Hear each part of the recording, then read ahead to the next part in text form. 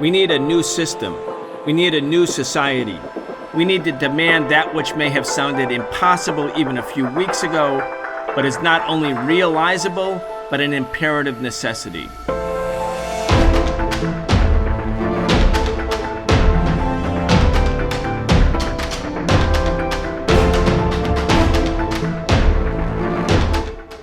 Israeli military forces raided Gaza's al-Shifa hospital, including the emergency department, the surgical department, and the maternity ward.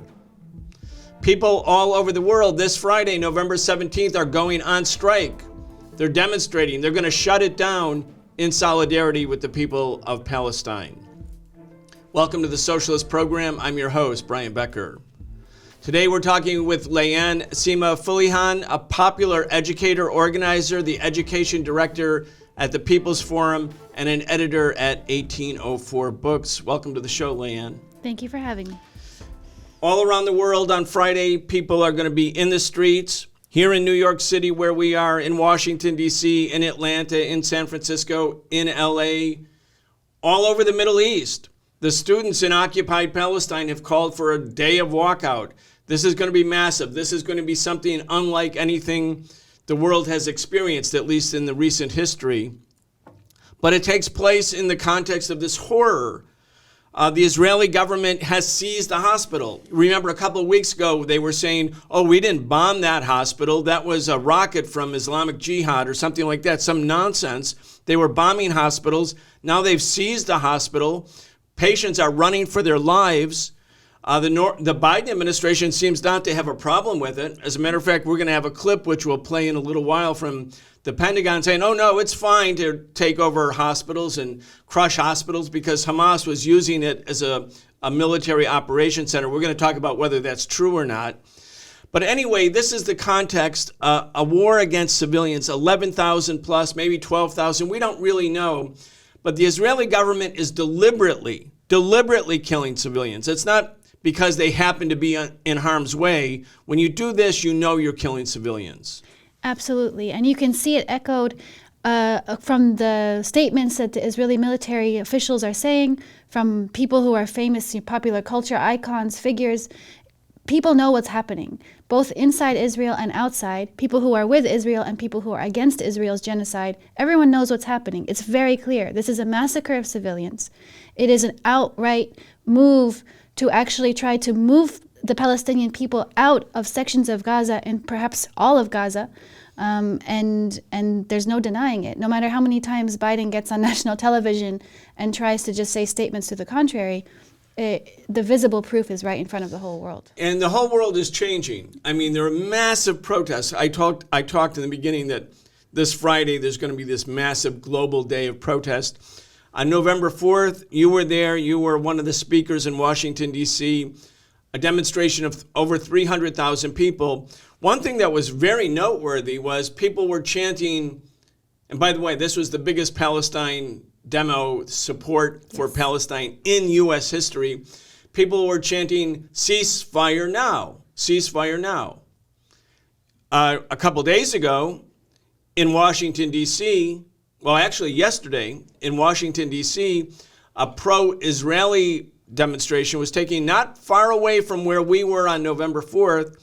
And when one of the speakers, Van Jones, who shouldn't have been there in the first place, but when he said, well, I'm against Hamas rockets, but I'm also against the bombing of the people of Gaza, the whole crowd erupted with the chant, no ceasefire. So you have on one side people chanting ceasefire now and the pro-Israeli crowd chanting no ceasefire. So that's not just a pro-Israeli crowd, that's a pro-war demonstration backed by U.S. Congress people, backed by the White House, obviously supported by the mainstream media. The New York Times was advertising it the day ahead of time.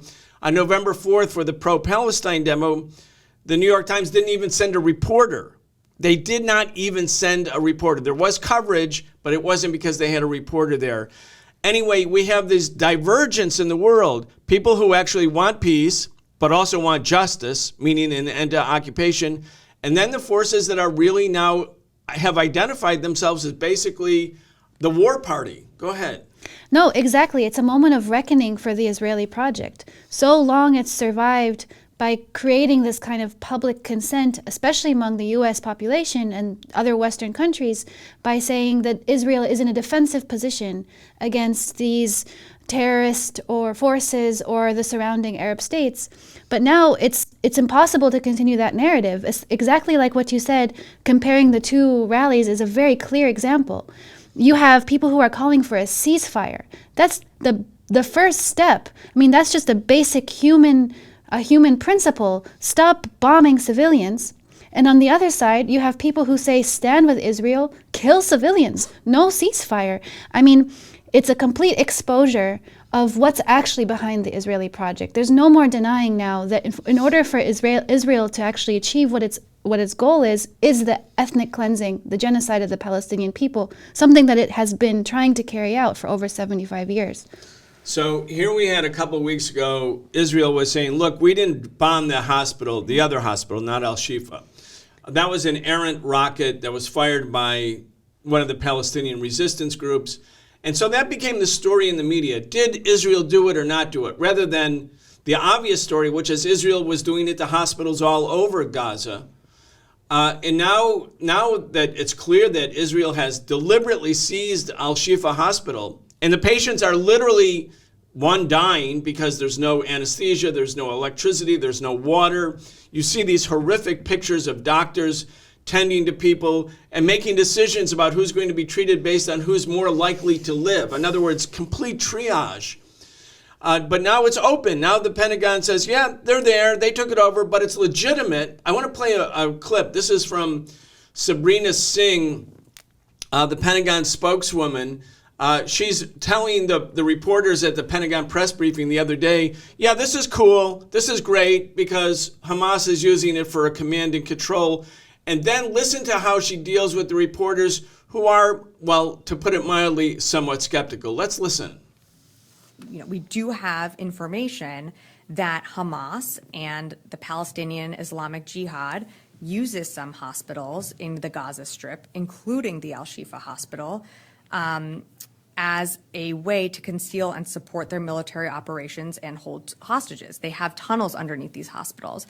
And so Hamas and PIJ members operate a command and control node from al-Shifa hospital in Gaza City. They have weapons stored there. This intelligence assessment is gathered based on information provided by Israel?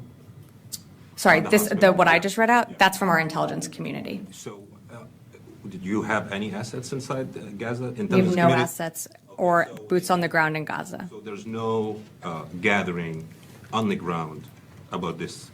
That's right. So you have no one entering the hospitals to verify this information, right? We have no boots on the ground in Gaza. The question is, how was that assessment, how did you conclude that assessment based on information received from your Israeli counterparts? Well, I'm not going to get into more specifics on how our intelligence is collected. They have no boots on the ground, Layan, but they know for sure that Hamas is there. I mean, this is obviously a proof that America is basically an extension of Israeli propaganda. It's essentially an extension of Israeli propaganda. We've seen this so many times. I mean, you referenced the bombing of the Al-Ahli hospital a few weeks ago. Actually, time is such a blur now with the rapidity of the changing situation. And Biden gets on television and says Israel did not bomb the hospital. He had to go on national television from the highest position of the White House and say to the American public, to try to appease the public, to try to put out the Israeli talking points, that Israel did not bomb the hospital.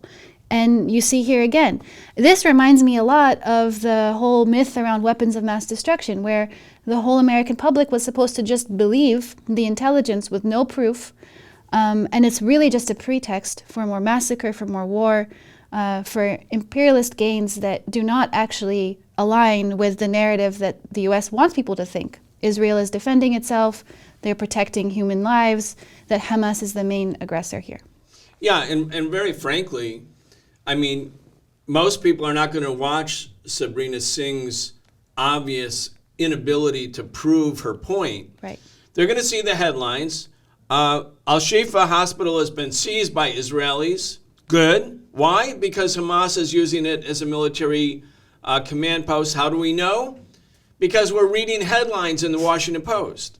We're reading headlines in the New York Times. We're watching CNN. We're watching the corporate-owned media that's, completely connected to the U.S. military-industrial complex, always echoes Israeli talking points.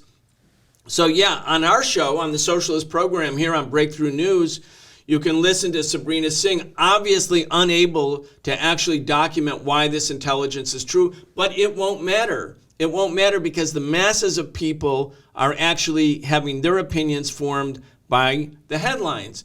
The only thing that's new, really, and I think it's fundamentally new, is the mass grassroots protest movement is so vast, it's so everywhere, it's unlike anything that's ever existed in the United States, that the media can't actually ignore it. College campuses are trying to repress students, they're expelling students, they're suspending students, but they can't stop the students. And right now we see that this movement demanding, a ceasefire, but of course a ceasefire is a way to stop the immediate bloodshed, but not it's not the solution. The solution is to end the illegal occupation of Palestinian lands. I mean, this sort of measurable mass movement of protest and opposition, it can't be ignored. Absolutely. It absolutely cannot be ignored. Last night, there were many emergency rallies once the raid of al-Shifa hospital started, because it's very clear who the victims are. I mean, al-Shifa hospital didn't just have patients. It had over 5,000 civilians who had been displaced from their homes and were taking shelter. And the Israeli occupation forces went in there and they put people into a courtyard in the middle of the rain. There's reports that they are making people take off their clothes for interrogations and searches. They bombed warehouses that had the very few medical supplies they may be left. They're trying to get the doctors to leave. They're trying to impose these scare tactics on people who have nowhere else to go because they've been bombed out of every other place of shelter. And this is something that the public cannot actually accept. There's just no way that they can accept a narrative that this is somehow a legitimate military target. And so for the past weeks, for the past days, the movement for Palestine has only been growing. In a sense, the total attempt to control the narrative has been completely backfiring because of how obvious it is that the White House is not only lying, but it's actually working in tandem with the Israeli project, with the Israeli forces. It is, in a sense, orchestrating this genocide that is happening in front of our eyes. I mean, last night was proof. Yesterday was proof. The White House says Hamas is operating out of a hospital. A few hours later, Israeli siege on the hospital is happening. I mean, this is no longer something that we can ignore, and the public is not going to accept it. The polls are showing it as well. There's never been lower support for Israel among the American public before. Yeah, let's talk about that a little bit. There's one element that I want to highlight here as we get started. The pro-Israeli war party, and that's what it is, the people who don't want a ceasefire, who want to keep bombing and killing civilians, they say this is a struggle between Hamas, a terrorist organization, which is carrying out unprovoked attacks against Jews, and this is a pogrom against Jewish people, similar to what happened to the Jewish population in Europe during the fascist period, 1933 to 1945. That's the line. And you see supporters of Israel, sometimes crying and saying, I feel unsafe now because people are standing with Palestine. It's not just Palestinians who are out in the streets, and it's not only Americans who are sympathetic to the Palestinians. It's large numbers of Jewish people in the United States and around the world are saying no to the Israeli government's genocide. I mean, here in New York City, Grand Central Station taken over by Jewish Voices for Peace. There are Jewish protests, Jewish-led protests everywhere. Again, the media may want to provide the narrative Jews versus Arabs, Jews versus Muslims, terrorists versus Israel. More and more Jewish Americans, at least, don't want to identify with apartheid, don't want to identify with genocide, and they're standing up. From my point of view, that means that the end is coming in terms of the domination of this narrative, even if they still have the corporate mainstream media echoing the propaganda. I think you're right, because in particular, who would want to be used as justification for a genocide? even the Jewish people who may have family in Israel don't want to be used as the reason, as the name for this genocide that's happening, that the whole world is rising up against. People are really shifting, and I think you're right. The fact of the matter is that the narrative, that the pro-war narrative, the pro-Israel narrative, has all the money, has all of the richest institutions behind it. And after October 7, it put everything to try to repress and to make sure that it was the only narrative that was dominating. You saw so many reports of the Washington Institute for Near East Policy and other think tanks immediately started making comparisons to 9/11, saying this was worse than 9/11, this was 10 9/11s, all sorts of stuff to try to really manipulate the American public and the world as a whole to just not be able to speak up. And they failed. In a matter of weeks, it has completely shifted. They are now on the defensive. And they have to keep on justifying and explaining their own actions, minimizing their own actions, trying to manufacture new data or without even real data. Netanyahu is now saying that he won't say how many civilians died, but he's saying it's not so many. There's no real, they're on the defensive, and this is a really big marker. I do think that it's marking a shift, a change. Israel is not going to be able to rely on popular support that it's relied on, I don't think popular, but kind of manufactured support that the White House media institutions have managed to orchestrate for it for the past decades. Things are changing for sure. Well, we have an NBC clip that it's an interview with Benjamin Netanyahu, the head of state of Israel. Now, Netanyahu has been treated with kid gloves for a long time. His current government is made up of far-right Jewish white supremacists. You know, and masses of people prior to October 7th in Israel were protesting against Netanyahu. That protest movement has basically ended right now. But Netanyahu, even during the Obama era, he was invited to speak to Congress. He spoke before both houses of Congress as if almost like the State of the Union address. And he attacked the sitting president of the United States at that time, President Barack Obama, who was pursuing a negotiation for the so-called Iran nuclear deal, which Trump then ripped up when he came into office. But Netanyahu was there in front of Congress trashing President Obama's primary foreign policy initiative, and yet he was getting standing ovations. But Netanyahu has been treated with kid gloves, really kid gloves, no matter what he does, by the U.S. media. Now, let's listen to this NBC interview because it speaks to what you're saying.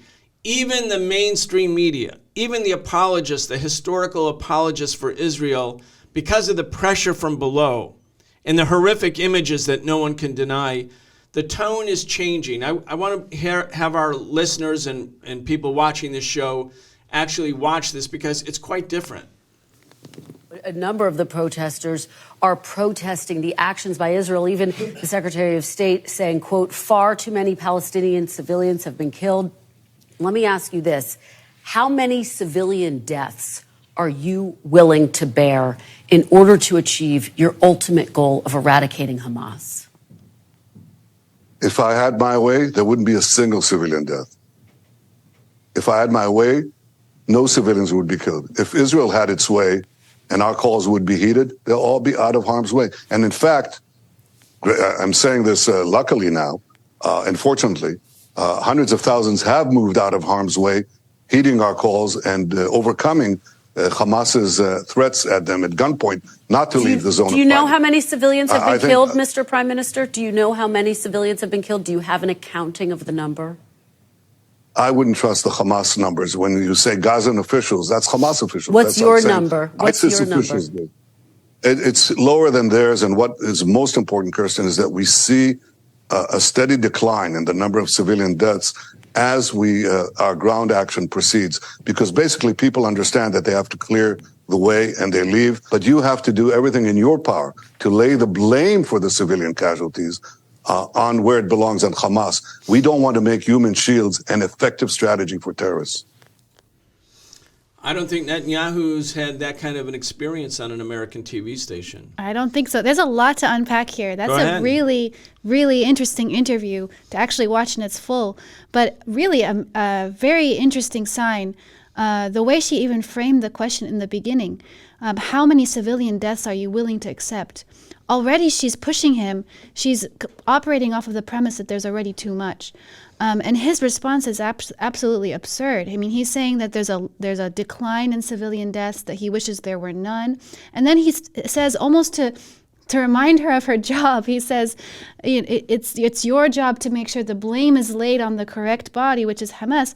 It's almost as if he's saying, hey, what are you doing here? Where am I? I'm not supposed, you're the American capitalist media. You're not supposed to say things like this to me. And you can actually, I watched that interview a little bit ago, and it's funny because it's almost as if he's really frustrated with the U.S. because he starts off in the beginning earlier when they ask, how long is it going to take? How long is it going to take for your so-called victory, for you to eradicate Hamas?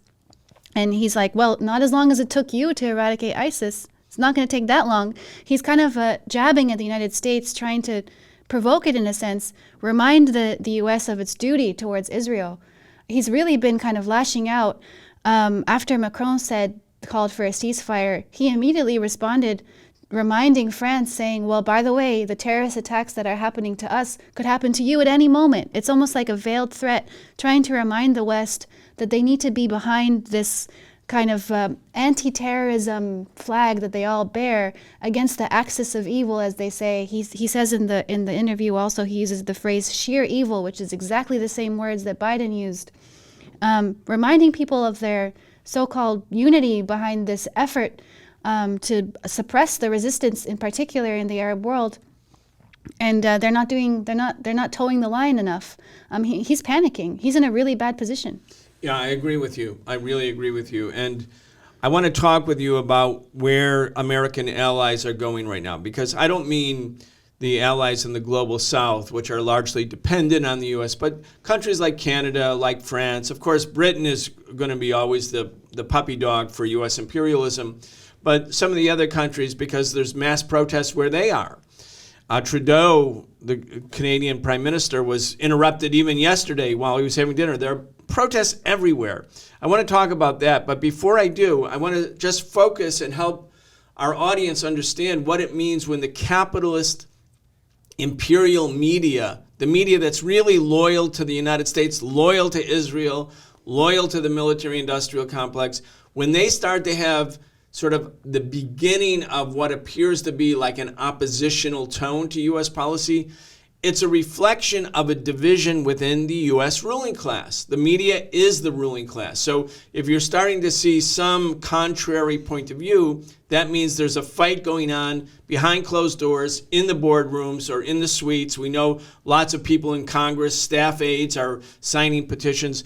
When I was a teenager during Vietnam, what you're seeing, what we're seeing every day in Gaza, this horrific thing, we watch that every day in the United States, except it was Americans, young people who were going to be sent to fight and die. So in American families, like when I was 12 or 13 or 14 or 15, each year as I got closer to 18 and I was going to be drafted, as were my siblings, we were talking about, are we going to go there? Are we going to, and then the media started showing how horrific the war was.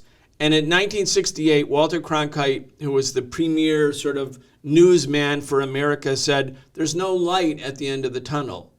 That meant all of this suffering and carnage and horror was for nothing because the U.S. was going to lose. And that's when we had this explosion of anti-war sentiment, where instead of it being kind of a militant minority, it became a huge majority of Americans.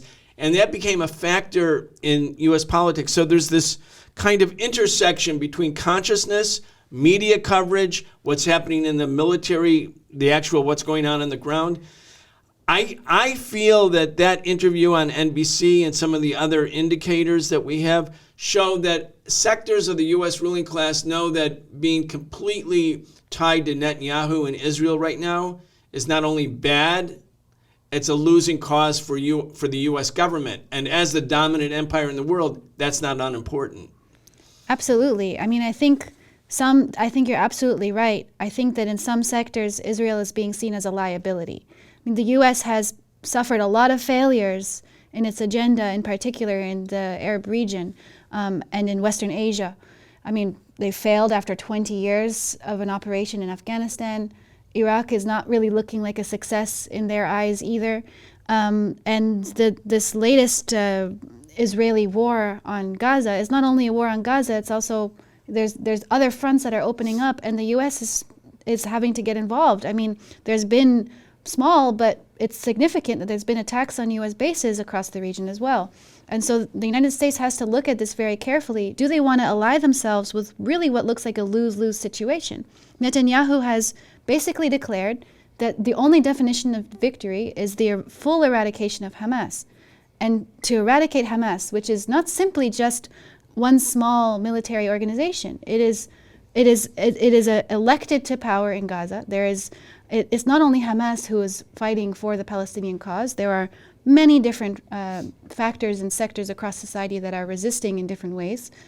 So to even say that this is a war on Hamas is incorrect. Inside Israeli society as well, there's ruptures, there's breaks. People don't want to do this. Like you said, in Vietnam, the difference here was that it was the American people that were going to be sent to sacrifice themselves for a losing battle. And in Israel, it's looking the same way. I mean, it's a very militarized society. Every single young person has to join the military. And their boots on the ground are all conscripts. So they're people who are, going about their daily lives, and suddenly they have to go fight. They don't want to do this for going forward. There's a lot of pressure coming from many different directions. And Netanyahu was already on thin ice. And every time he's on thin ice, he starts some sort of war so that he can get reelected again. He gives the Israeli public no choice. And he's dragging the U.S. into this losing game.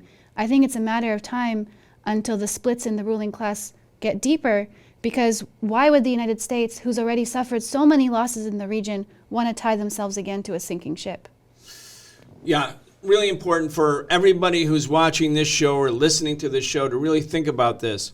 During the Iraq invasion, which was also premised on lies, that Iraq was this mortal danger, weapons of mass destruction, and there was this mass movement. We were, as a leader of the Answer Coalition, I was helping to organize it, and we had hundreds of thousands of people coming out every month in mass demonstrations. And then the Bush administration kind of rushed to the war on March 19, 2003, and they had this huge offensive against the Iraqi government. And in 3 weeks, by August 9th of 2003, the Saddam government fled.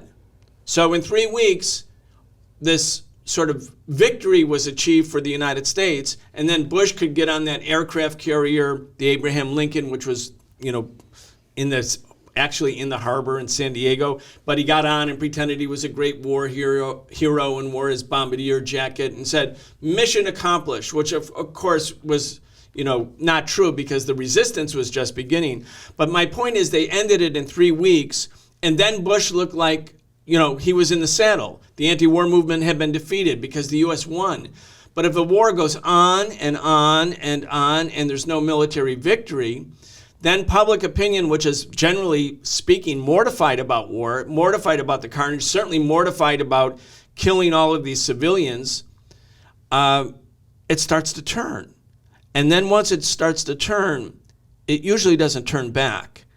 So it seems to me that we are at one of those moments. Unless the Israelis can actually achieve something militarily and defeat, quote, Hamas, or drive everybody out of Gaza, if the only thing they can do is keep killing kids every day, and 1 out of every 200 people in Gaza is now dead, 1 out of every 200,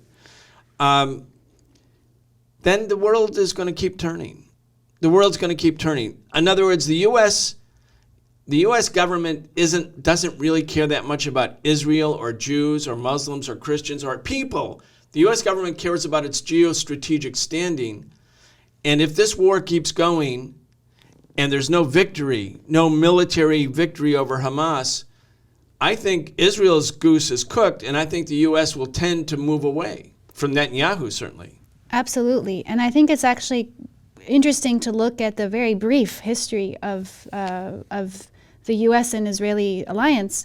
The U.S. wasn't automatically, unconditionally behind Israel. Until 1967, actually, it wasn't really all the way in. It was still kind of weighing its options. It was considering the playing field. It's not kind of this, there's a narrative that people would like to think is true, that, you know, the U.S. stands behind Israel because it's a moral position. It's not. It's a calculation. And from the very beginning, the U.S. tied itself to Israel because it was advantageous for its imperialist agenda in the region. Israel was a watchdog for it, in a sense. Sending equipment, military equipment and weapons to Israel is basically like arming themselves. A projection of American power. Yeah. Absolutely. It's almost like a big American military base in the middle of a region that they're struggling to control and never actually have been able to dominate fully. And if that's not going to be feasible anymore, if that's not successful, there's no reason for the United States to keep on tying itself to it. It's always been a calculation. It's not actually some sort of commitment that comes out of some sort of moral or ethical or ideological position. The U.S. is always calculating. And what you said earlier, I think, is also important to emphasize. The military victory is going to be very difficult for them to achieve, partly because of their own military approach. If you look at the actual strategies of the Israeli military and army and the way that they actually carry out war, they've tied their own military practice to the complete destruction of civilian infrastructure and of civilians. That's actually, they have many, you can read documents that this is their approach, because their targets are actually never really militaries. They're always going against occupied people or a civilian population. And when they've said it, it's called the Dahiya Doctrine. It came out in 2006 when they were doing a very similar kind of destroying as much as possible aerial bombardment on Lebanon to defeat Hezbollah, which they failed. They talked about this doctrine that they have called the Dahiya Doctrine, saying that the only way to control someone like Nasrallah is to bomb all of the civilian society in which Hezbollah is embedded. And if they tie themselves to that, the only way they can achieve victory in Gaza, for example, is to keep on bombing civilians. And it's like a circle, because nobody is supporting it. They are becoming more and more isolated. There's just no way to defend it anymore. It's really not looking good for the Zionists in the near future. It's interesting what you're saying, that, if you think back just to the last 20 years, there was, of course, there was the 2002 Israeli reinvasion of the West Bank, the Jenin massacre. Then in 2006, the Israelis go to war in Lebanon. And basically, even though they dropped a lot of anti-personnel weapons, cluster bombs, killed a lot of people, they didn't win the war. Then there was the Gaza war in 2008. Then there was the Gaza war in 2014. There was the Gaza war in 2021. So Israel is constantly at war, either with Palestinians or with its neighbors. And it routinely bombs Syria, just routinely carries out bombing strikes. So you have a government which is not, like, peace is an interlude, and usually a very short interlude before the next conflict. And so Israel does this thing all the time. And as a consequence, the people in the region know all about how Israel is. That's why the Arab world isn't really friendly. The Arab street isn't friendly, isn't going to be friendly to Israel. Even the normalization process with Saudi Arabia and the others that was trying to be sort of engineered behind the scenes, that can't happen now because there's so much hatred and anger in the street in the Arab world, and generally speaking in the Muslim world. So they can't do that. But as long as the U.S. is attached to that project of endless war, that means the U.S. can't really escape the clutches of its allies. Sometimes your allies can be a bigger problem for you than anything. And I'm saying that, Layan, because in 2011, President Obama, who I think was conceptualizing a new sort of strategy for the U.S., a new geostrategic strategy, said we have to pivot towards Asia.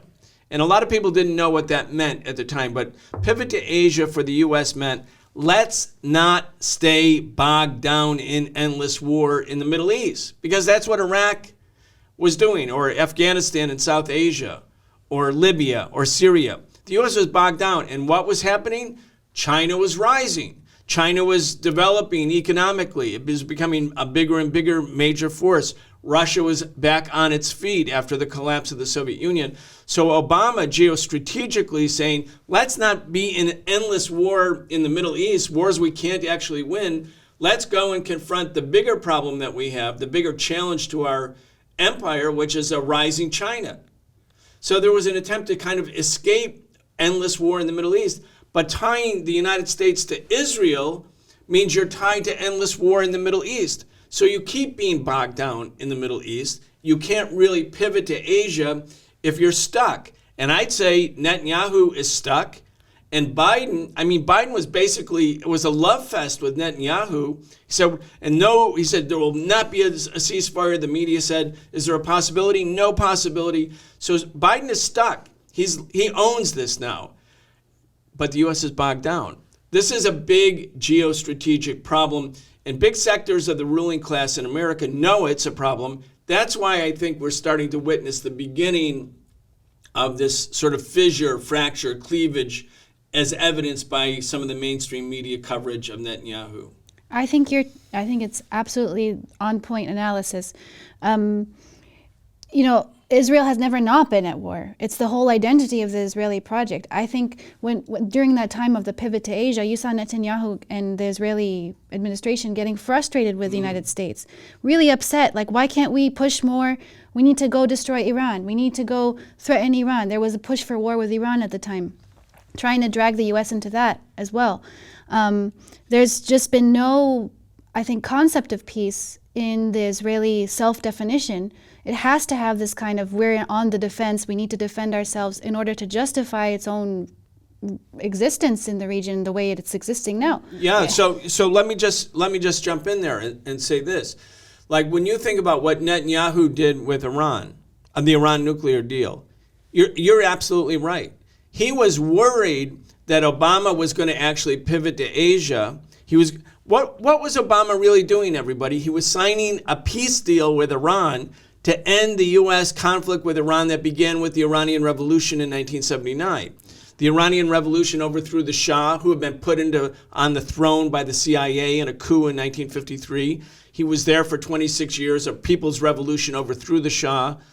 And then the U.S. broke all relations with the Iranian government. Not because it was a dictatorship, because the U.S. had just supported a dictatorship, but because they were going to be independent. So Obama finally sort of spent almost all of his political capital to get that the nuclear deal with Iran, because he was actually part of the ruling class thinkers who said time to pivot to Asia, meaning to confront China.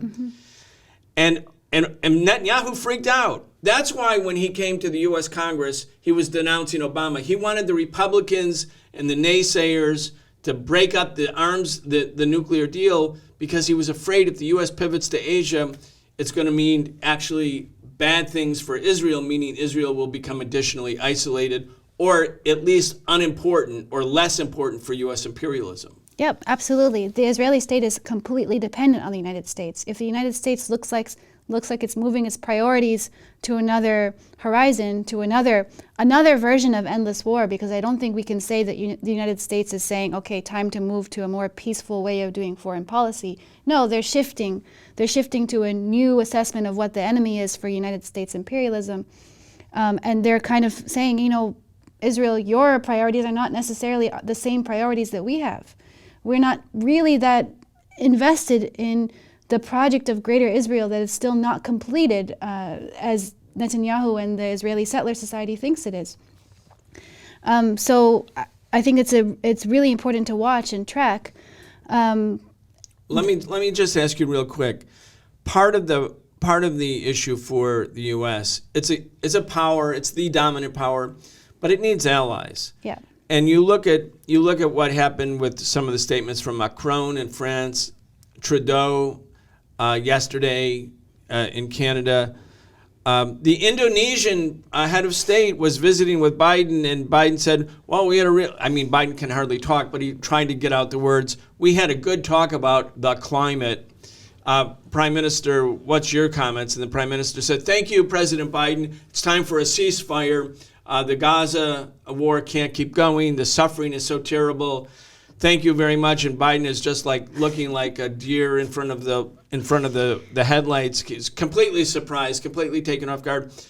But this is where it's going. Like, the rest of the world wants it to end. The only reason it's not ending is Netanyahu can't figure out how to end it without losing, and Biden is stuck. He's stuck because of this open, full, complete embrace of Netanyahu. So let's just talk, let's just talk about where the U.S. now stands with its allies.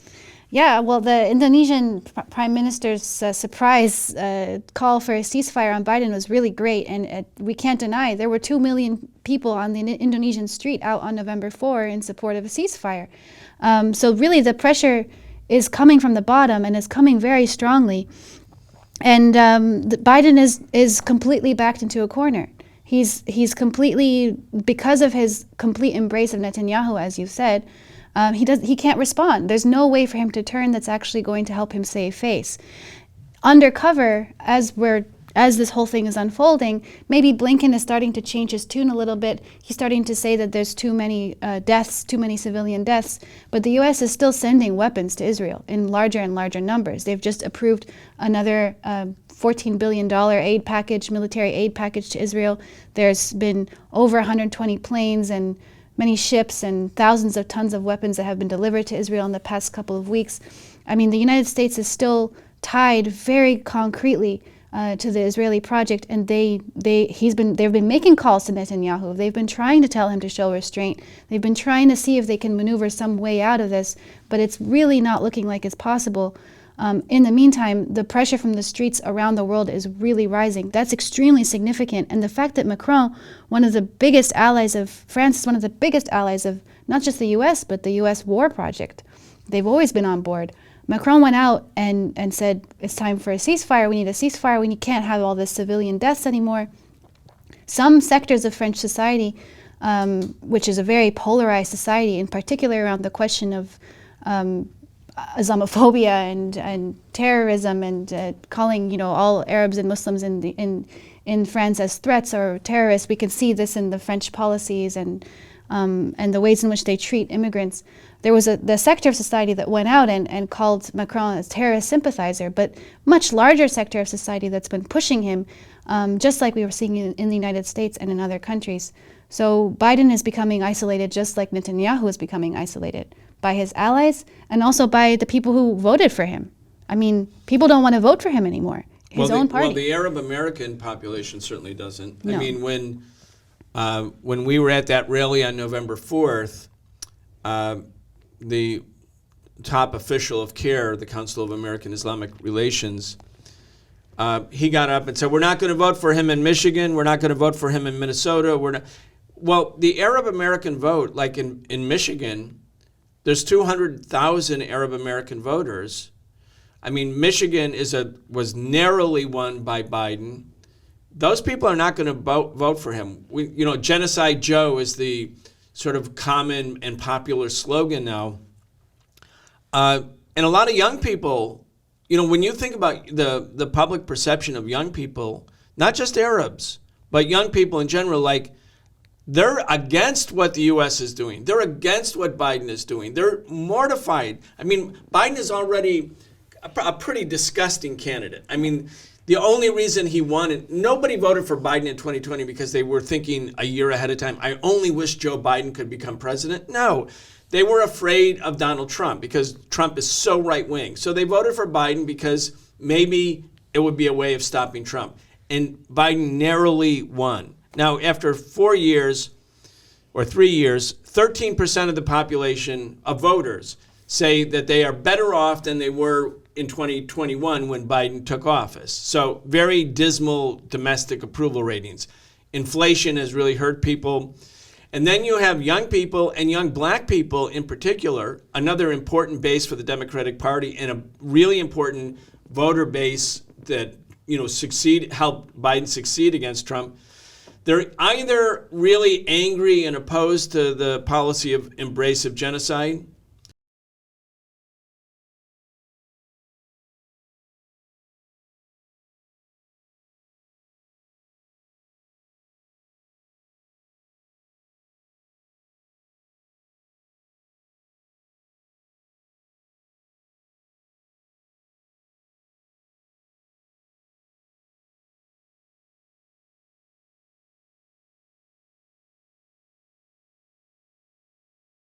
really represent anything that they have any confidence in.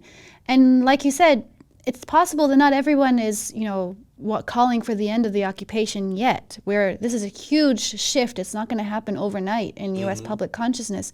But people at least want to see the United States as some sort of neutral observer. And the U.S. has managed to deceive people and kind of pose as that at different moments in history, saying we are, we're neutral, we're helping mediate, we're helping to create peace in the Middle East. This is a phrase that's used a lot. But right now, there's no hiding the complete lack of neutrality of the White House and the complete complicity of the genocide that's happening right now. And I think Biden's made a lot of missteps. I think the White House has also made a lot of bad assessments because, like you said, young people, not just Palestinians, not just Arabs, who definitely have very concrete reasons to no longer want to vote for Biden, but young people who went through the pandemic, young people who went through the uprisings after the assassination of George Floyd and were repressed by a lot of the same tactics that the Israeli military, has trained many police forces in the United States in crowd repression tactics. There's actual training programs between the police and the IDF, and young people have experienced that directly.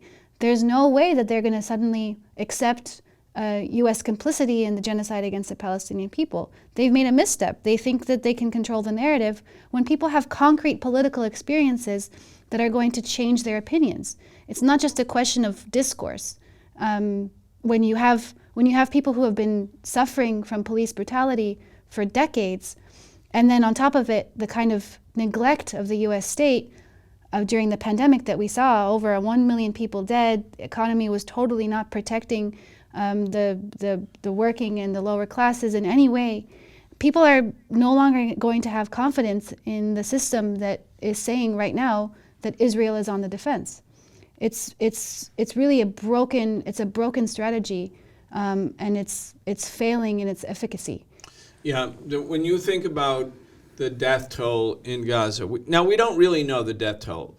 The Gaza Health Ministry is putting out numbers, which Biden sort of callously, cynically, in a most vulgar way said, we don't really know what the death count is because the Ministry of Health is controlled by Hamas. Well, yeah, Hamas was the elected government of Gaza, so yeah, the health ministry. But there's no denying that these people are dead. The only thing is there might be many more dead, because when you bombing apartment buildings, there's a lot of people in that rubble who we're not going to find their bodies for months. So the numbers that we're thinking about, the numbers that we know are, as of yesterday, I think 11,200 or something like that. And again, I had mentioned that was 1 out of every 200 people. Now that's 0.5%, right? That's 0.5%. If the number goes to 21,000 or 22,000, that would be 1%. So let's just look at these numbers, because it's hard to, what does 1% mean? Well, the American population is 330 million people. So what's 10%? Well, that's 30 million. What's 1%? That's 3 million. What's 0.5%? What's 1 out of 200? That's 1.5 million people. Hey, Americans, if we had in this country 1.5 million people in the United States killed in the last 5 weeks because a foreign country was bombing apartment buildings, bombing hospitals, it wouldn't matter what organizations were destroyed. If you do this to a people, which is genocidal, when you kill, for Americans, the number would be 1.5 million if it was an equivalent number, 1/2 of 1%. Well, what happens to the people who suffered that? They're going to fight. They're not going to think, oh, gee whiz, my family got wiped out. I hope I get over it. No, they're going to want to take up arms. They're going to want to fight. The siblings who lost a brother or a sister in that rubble, what are they going to want to do? They're going to want to fight. You could wipe Hamas off the face of the map. I don't think they can, but let's say you did. What about all those people? What about that huge part of the population that just lost somebody because an apartheid regime decided to destroy their apartment building? Those people are going to fight. And they're going to fight and fight and fight. They're not going to stop fighting. Killing this number of people is not a winning strategy. And the only way it would win is if you want to drop a nuclear bomb on Gaza, which some of the Israeli military says they're perfectly happy to do. Or yesterday in that disgusting pro-war demonstration in Washington where people were like, yeah, let's flatten Gaza. Those are genocidal thoughts, right, to flatten Gaza. Yeah, maybe if you kill 2 million people, wipe them all out, kill every one of them, maybe you win then. But the Israelis can't do that. Even right now, with as terrible as this is, the world is rising up. The world's going to rise up this Friday on November 17th. And it's going to keep going. So the Israelis can't do that. They can't have 100% genocide. So the idea that there's a military solution for Israel, that's a fantasy. The idea that the United States government and Biden administration is asking American taxpayers to fund genocide because ultimately it will win, people are, one, they're going to be morally repulsed, and two, nobody believes that. Anybody who has a brain is going to think those people in Gaza, the next generations are going to keep fighting until occupation ends. Absolutely. I mean, and the numbers are, if anything, lower, like you said, lower than what they actually are. And that doesn't count the number of people who've been very seriously wounded and the millions who have nowhere to live anymore because of the complete destruction of residential areas. There's images now, and we're hearing about families who are putting different color strings on their children and on themselves, on their wrists, so that if a bombing does happen, they can recognize the body parts. And children are living in this. And this actually nothing new. Children have been, there's no child in Gaza who hasn't experienced a bombing. There's been bombs, I can't even count the number of times. It's not just the every 2 years, the official wars, it's constant. And you can't actually think that this is what you can subject a society to, and then suddenly they're going to just accept that maybe they eradicate Hamas and install a new regime. There's been talk about bringing in a third party, an international force to govern Gaza. I mean, so what? It's not going to stop the Palestinian resistance. It's not just Hamas that's fighting either. It's all sectors of society. And if you look at history, there's been no moment where even just the complete asymmetrical use of force. The United States has done it in Vietnam. They failed. They did it across the Middle East. They failed. It doesn't matter how much stronger, how much exponentially more powerful the military might is when you're going against people who have a real reason to be fighting, who are under occupation, who are part of a liberation struggle. It's not that simple. People expected Israel to go into Gaza and come out. It sounds simple. Come in with U.S. military equipment, the best, most advanced military equipment in the world, and eradicate a military force that's operating with homemade weapons, homemade equipment, operating under tunnels that supposedly Israel says they've already destroyed in the previous bombardments that they've done. And it turns out that actually they can't. The will of the people is much stronger, and the accumulated experience of the Palestinian resistance is actually very, very significant. They really have a strategy that is keeping the Israeli offensive at bay and is causing a lot of Israeli losses, although they're not really reporting this in the U.S. and Israeli media as much as perhaps the reality is. Yeah, the Palestinian people, their ability to keep fighting, even though they've been made refugees for 75 years, is the actual element that retains national identity. You know, when you think about a people or a nation, however one wants to describe it, it's usually associated with the land. It's our land, it's the land, it's where our ancestors lived, it's where our homes are. So consciousness and culture shapes around land. But now you've had for 75 years one dispossession after another, where sector after sector after sector of the Palestinian people are driven into refugee status. So there's refugee camps all over the place. And millions of Palestinians, have been made refugees, and millions of Palestinians still identify as Palestine. They still say, we want the right to return from the homes and villages from which we've been expelled. And so this concept of nationhood or peoplehood is retained even with the loss of land. Even in Gaza, the people are refugees from earlier expulsions, all of them. So you have a situation where over 75 years, the Palestinian people have, through their steadfastness, their resilience, even with the diaspora, with spreading around, the people being expelled, they keep fighting. And as long as they keep fighting, Palestine lives. It's actually the struggle that makes Palestine live, not simply the land at this point. It's this ongoing, enduring struggle. And then you have Lebanon, you have Iraq, you have Syria, you have, of course, Egypt, which formed a strategic partnership with the Israelis in 1979 with the signing of the Camp David agreement, which took the largest Arab army out of the conflict, which allowed Israel then to invade Lebanon in 1982 and do the rest. But still, there's the Egyptian people.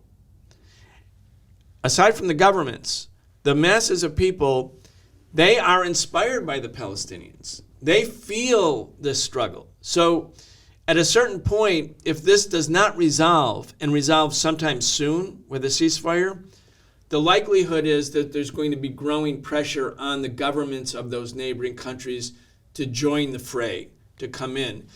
And right now, you can see by the statements of the Hezbollah leadership and some of the Iranian leadership, some of those governments are trying to refrain from having a regional war because they think it will be actually used or manipulated by the U.S. and Israel to sort of change the subject from the Israeli genocide against the people of Gaza.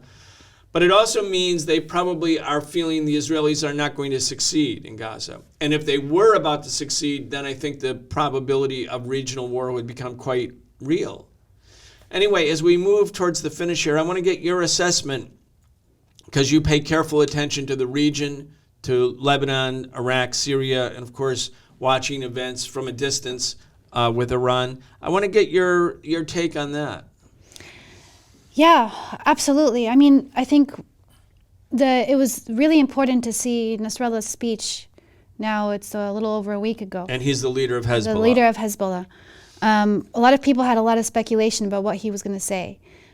Because of the mood in the region, the fact that the Palestinian cause is so unifying for the Arab and North African people across the region, it's something that despite what the governments claim or do, the small inches that have been made towards normalization with Israel, the masses of people are firmly in support of the Palestinian cause, and they have been throughout history. It's been something that has not only been part of the Palestinian national identity, but perhaps also the Arab identity, to identify with the Palestinian liberation struggle. It is, in a sense, almost that kind of anchoring, the anchoring feeling, the anchoring sentiment that creates unity in the region, despite the government maneuvers and shifting. A lot of people thought, okay, all the regional governments are going to just come right in and join the fray because of that kind of pressure. And we see that actually Nasrallah was a little bit more strategic about that. I think you're right that what his assessment is if a regional war breaks out unnecessarily, it's going to be an opening for the United States, which still has the greatest military power, which still has many bases across the region, to try to reassert control in certain areas. And so but it's also very true that forces across the region are watching very carefully. There's been a lot of exchange of fire on the border with Lebanon, the northern front, that's causing issues for Israel. It's keeping it occupied in two different places. And a lot of the Israelis who live in that area have been moved out. Absolutely. There's a big population shift going on. Mm-hmm. They've been evacuated from the territories that they took illegally already. The border with Lebanon has been contested. There's parts of Lebanon that are under Israeli occupation on and off, and until now, parts of the southern farming land are under Israeli occupation. So there's been activity on that front, which is complicating things for Israel, that's keeping it occupied at the northern border, not allowing it to put all of its efforts on the invasion of Gaza.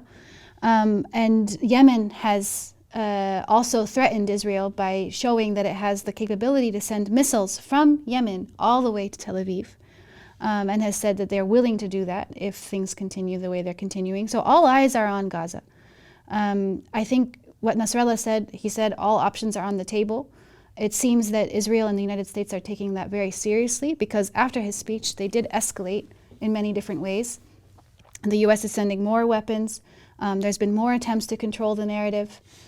So things are really kind of, every moment, the correlation of forces shifts. The situation is really, really dynamic.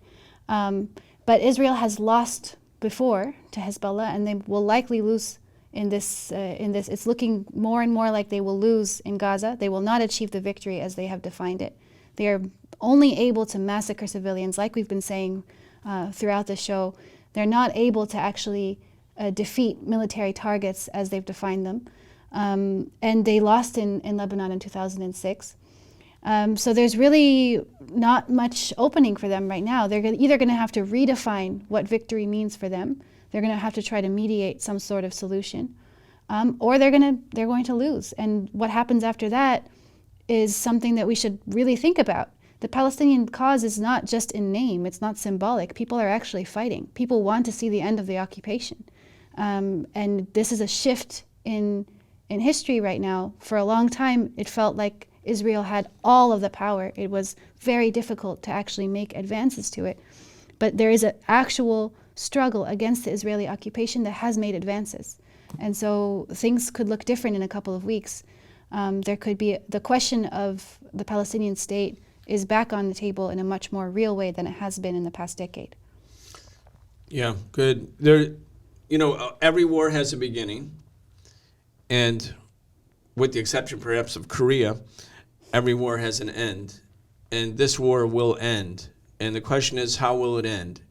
Will Hamas be defeated and Netanyahu and the Israelis claim victory and they drive the people of Gaza out of Gaza and they put it completely under Israeli control, and then what? There's going to be some prolonged peace? It doesn't seem like a possibility to me. That's one option, though. Let's talk about that as one option.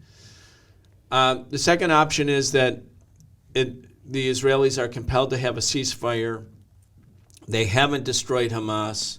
Hamas is actually in a stronger position in spite of the tremendous loss of life and suffering and infrastructure loss, because the Israelis won't have succeeded. Internally in Israel, the longer the war goes, the pressure is going to become greater and greater. A large part of the Israeli population feels Netanyahu should not be the leader of the country. They blame Netanyahu for the failure to protect the population on October 7th and the sort of heavy-handed reaction immediately afterwards, which I think resulted in killing a lot of Israeli citizens. People, we're hearing reports of many large numbers of people leaving Israel as a settler regime that started as basically a European project, but now has refugees or immigrants or people who have moved there from many parts of the world, including from Brooklyn, from the United States. If it's no longer a privileged apartheid state, people can leave. The whole momentum, when you look at the trajectory, I think Israel loses. We're not predictive. We don't have a crystal ball. But I don't see how they win. And if they don't win under these circumstances, then the issue of Palestinian statehood becomes primary after it's been negated for so many decades by the Israeli occupation. So we don't know exactly what form this takes, but the war will end. It needs to end sooner than later to save the lives of all of these poor, innocent civilians, half of whom are more than half are children. Anyway, just your last thoughts as we close out. How the war ends, what's the future look like? I said on a show a couple of weeks ago with Miko Peled, who is, a son of an Israeli general. I said, how does it end? And he said there's two ways, two paths. Democracy, where everybody lives as equals, or apartheid, meaning the continued existence of the apartheid supremacist occupation regime. Two options. Anyway, what are your thoughts? Well, first, I agree that we can't predict We can't know for sure. But I think what is absolutely true is we already knew this, but now more and more people are knowing it because the situation itself is just proving it, that Israeli apartheid, Israeli occupation is not an inevitability. It's not invulnerable. It's not something that will exist forever. It's not something that existed for very long to begin with. And neither is the U.S. domination of the Arab and North African region. We're seeing everything crack at the seams now, and we're seeing, like you've so well said, that Israel has two options.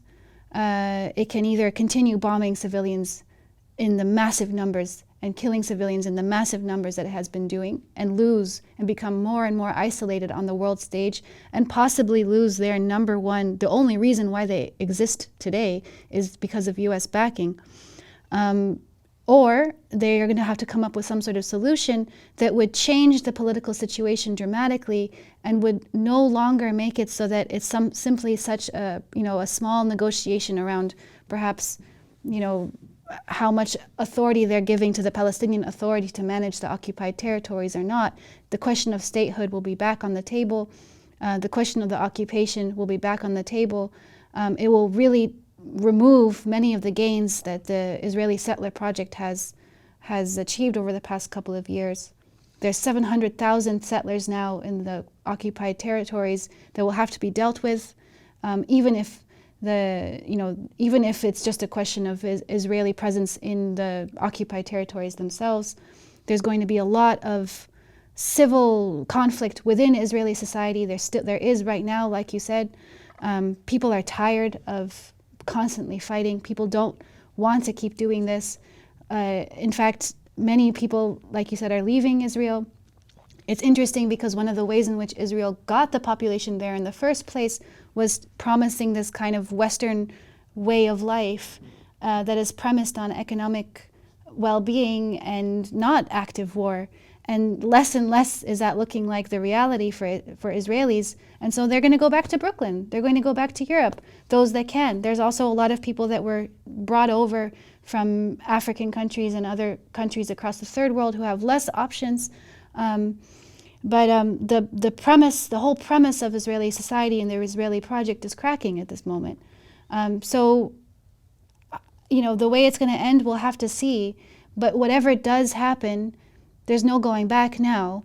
Not only has public opinion shifted around the question of Israeli occupation of Palestine, but the actual way in which Palestine is being dealt with at all levels, policy, geopolitical, social, media, has completely shifted and is going to change the way in which the region is understood, the way in which the United States engages with the region, and the negotiating power of the Palestinian people going forward. As much as there has been so much devastation, and it's almost impossible to describe what it means to actually look at your own people being massacred in this kind of numbers. And it's not just for Palestinians. People just seeing the imagery, it makes them think of their own children. It makes them think, what would it be like to have to tell my child every night, please wear this bracelet so that I can recognize your body parts perhaps after the bomb falls on our house. It's completely you can't understand it. But at the same time as there is this huge feeling of devastation, of the massive loss of life, the optimism for the future of the Palestinian struggle has never been stronger.